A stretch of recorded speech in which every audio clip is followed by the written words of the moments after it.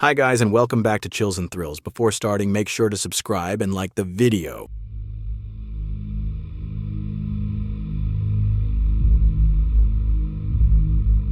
On July 29, 2008, a mother of two named Susan Powell recorded a video where she documented the assets in her home in Utah just in case, in her own words, something happened to her. This is me. July 29th, 2008. It is 12:33 Mountain Time. Covering all my bases, making sure that if something happens to me or my family or all of us, that our assets are documented. Hope everything works out and we're all happy and live happily ever after as much as that's possible. The video was created based on her attorney's recommendation, who was concerned that Susan's husband, Josh, might try to sell some of her most valuable assets. In the years leading up to the now notorious video recording, the couple's marriage had been under significant strain. During the recording, Susan reveals that things had been far from peaceful between her and Josh in recent years. Stuff bought in a year or less through Home Depot on my credit. Josh bought a lot of stuff and then he had to bankrupt it. And then he bought a little bit more on my credit. There's a nice lamp. These are things to roll wood with.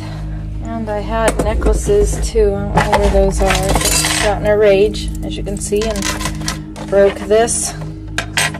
There's duds and pearls and opals in there. Broke this and threw all my DVDs and made a mess. Because he was angry at me about a year or two back. Although Susan had consulted a divorce attorney to explore the possibility of leaving her husband, she and Josh were still living together in 2009, almost a year and a half after a now infamous video of Susan documenting her assets was recorded. On the morning of December 6, 2009, Susan attended church with her two young sons, Charlie and Braden. Later that day, a neighbor visited her home, leaving around 5 p.m. That evening, Josh allegedly took Charlie and Braden on a late-night camping trip in the middle of a blizzard, heading to a campsite along the Pony Express Trail. According to Josh, Susan stayed home because she was tired. The next day, when Susan failed to drop off her boys at daycare, her family and friends reported her missing. Upon returning from the supposed camping trip with his sons, Josh claimed that Susan had been asleep at home when they left and that he had no idea what could have happened to her. Police searched the couple's Utah home but found no immediate signs of foul play. However, as the investigation unfolded, alarming details began to surface. Inside Susan's safe deposit box at the bank where she worked, authorities discovered a handwritten will and testament in which Susan expressed fears about Josh. She noted that he had recently taken out a $1 million life insurance policy on her. Chillingly, she wrote, "If I die, it may not be an accident." Approximately 10 days after Susan's disappearance, investigators learned that Josh had filed paperwork to withdraw money from a retirement account. By this point, he was officially named a person of interest in the case. Adding to the suspicion, Susan's family and friends observed that Josh showed little genuine concern or effort during the search for his wife. Despite mounting evidence, Josh was never formally charged in Susan's disappearance. Investigators interviewed the couple's young sons, but their age made it difficult to obtain reliable information. Although the boys mentioned that Susan had been with them on the camping trip, their statements also included implausible details, such as claiming they had arrived at the campsite by airplane, making their testimony unusable. Shortly after the disappearance, Josh moved with Charlie and Braden back to his home state of Washington. However, as the investigation continued, authorities determined that it was unsafe for the boys to remain in Josh's custody. He eventually lost custody of his children. The case took a horrifying turn on February 5, 2012, more than 2 years after Susan vanished. During a supervised visit, a state caseworker brought Charlie and Braden to Josh's house. Upon their arrival, Josh locked the social worker out of the home. He then took the lives of his two sons and himself by setting the house on fire using gasoline. If Josh's behavior during the investigation had raised suspicions, his heinous actions that day left little doubt about his guilt in Susan's disappearance. In the wake of this tragedy, investigators began scrutinizing Josh's father, Steve Powell, and his brother, Michael Powell, suspecting they knew more about Susan's fate than they admitted. Evidence suggested that Michael had helped Josh conceal Susan's body, but the case hit a dead end.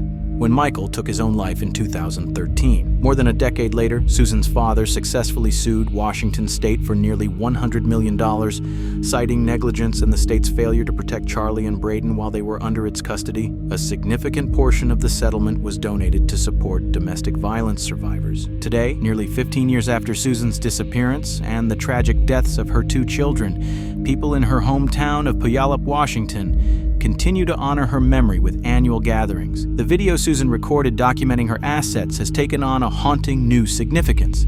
Her words, "I'm recording this just in case anything happens," seem to foreshadow the horrific events that would later unfold. Over the years, Susan's father has received numerous tips about possible locations of her remains, including abandoned mines in Utah and other remote areas. Unfortunately, every lead has proven false, and it seems increasingly unlikely that Susan's body will ever be found.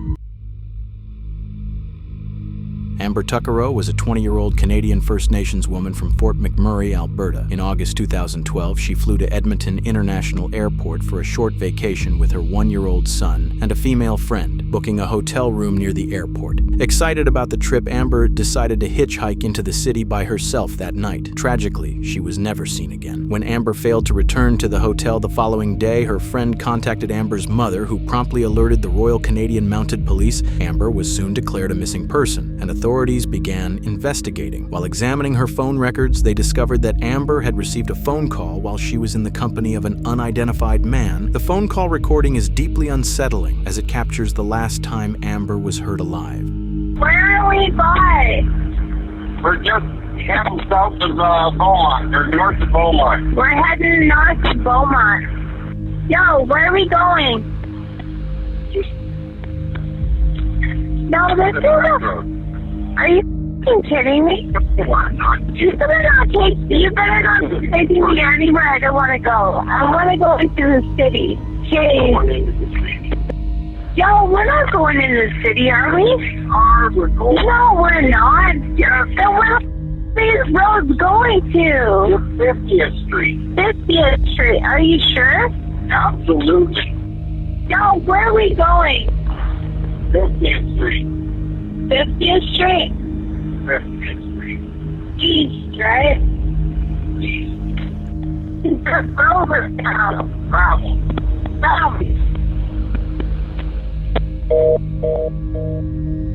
In the recording, a male driver can be heard reassuring Amber that they're heading where she wants to go, but she doesn't seem to be buying this story and is obviously pretty distressed. On August 28th, the cops released the phone conversation, but they didn't officially start investigating the disappearance until well after a month after Amber was reported missing. Sadly, when Amber's mother pressured the cops to do something and help her find her daughter, they dismissed her and told her that Amber was probably just out partying and would turn up soon. Tragically, on September 1st, 2012, just 4 days after the audio from the eerie conversation was released, the remains of Amber's body were found on a rural property near Leduc County by a group of horseback riders. One of the most frustrating aspects of this case is how unprofessionally the disappearance was handled by the Canadian police. After just 1 month of searching, Amber was taken off missing persons list based on a series of suspicious, unconfirmed, and anonymous sightings in Edmonton, and it took her mother an entire month to get her back on the list. By the time she was put back on the list by the negligent cops who made the unforgivable mistake,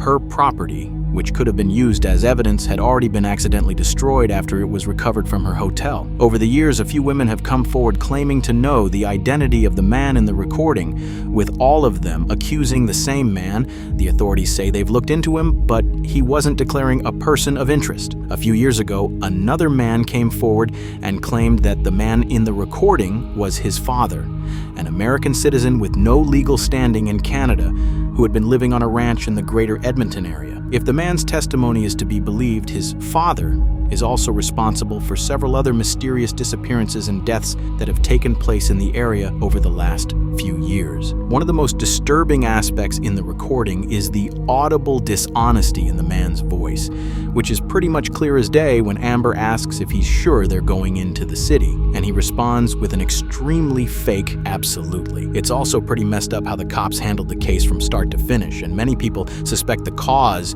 of the unprofessional management of the case was just straight up racism against the indigenous woman. Hopefully, we'll someday have an explanation for what happened that night to Amber Tuccaro, but for now, the case remains a pretty disturbing mystery.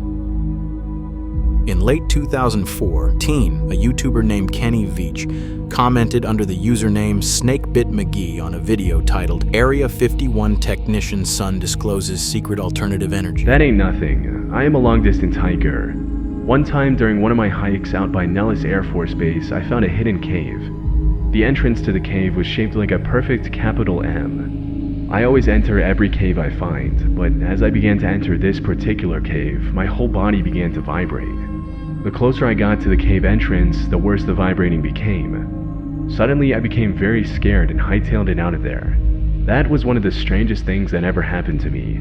Kenny's comment immediately caught a lot of people's attention. Some people called Kenny a liar, while others encouraged him to find the cave again and record his findings. And so he agreed to do just that. On October 18th of that year, Kenny uploaded a video of his long-distance hike in the Nevada desert in which he attempted to find the cave for a second time.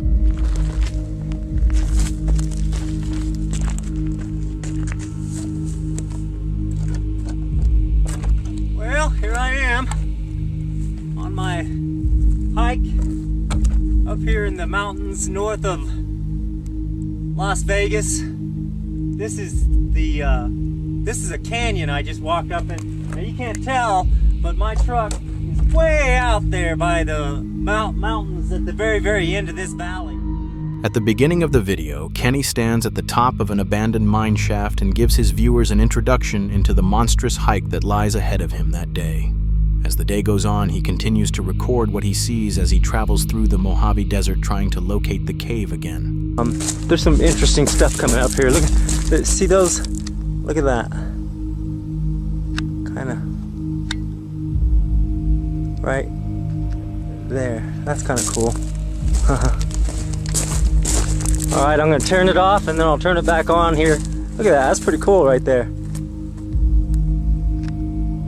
Huh.